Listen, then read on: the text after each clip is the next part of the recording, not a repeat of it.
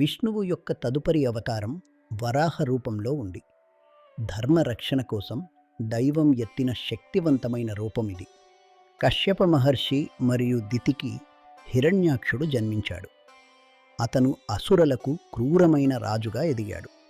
హిరణ్యాక్షుని తపస్సుకు మెచ్చి యుద్ధంలో అజేయుడిగా నిలిచే వరాన్ని బ్రహ్మ అతనికి ప్రసాదించాడు. ఆ వరగర్వంతో అతను స్వర్గాన్ని జయించి వరుణుడిని ఓడించి సకల లోకాలకు రాజయ్యాడు. అతను భూమిని సముద్రం లోతుల్లోకి విసిరేశాడు. ప్రపంచం మొత్తం అంధకారంలో మునిగిపోయింది.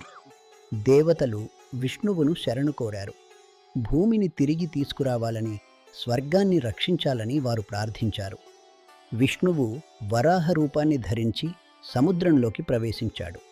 అక్కడ హిరణ్యాక్షుడితో భీకర యుద్ధం మొదలైంది. చివరికి హిరణ్యాక్షుడిని వధించి తన దంతాలతో భూమిని పైకి లేపి లోకంలో ధర్మాన్ని నిలబెట్టాడు.